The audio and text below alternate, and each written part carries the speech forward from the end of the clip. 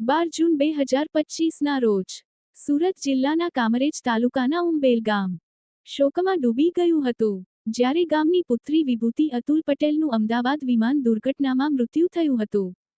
આ દુઃખદ ઘટના ત્યારે બની જ્યારે વિભૂતિ અને તેના મંગેતર હાર્દિક તેમની સગાઈ પછી લંડન પરત ફરી રહ્યા હતા.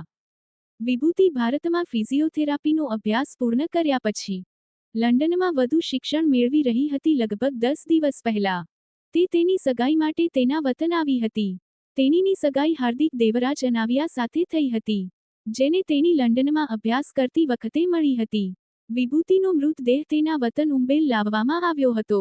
તેમના અંતિમ સંસ્કાર ગામમાં કરવામાં આવ્યા હતા, જેમાં મોટી સંખ્યામાં લોકોએ ઉપસ્થિત રહ્યા હતા. કડોદરા સ્મશાનગૃહ ખાતે તેમના અંતિમ સંસ્કાર કરવામાં આવ્યા હતા. આ દુઃખદ ક્ષણમાં કામરેજ પોલીસ ઇન્સ્પેક્ટર અને સબ ઇન્સ્પેક્ટર સહિત તમામ પોલીસકર્મીઓએ પુષ્પાર્પણ કરીને દિવંગત આત્માને અંતિમ શ્રદ્ધાંજલિ આપી હતી.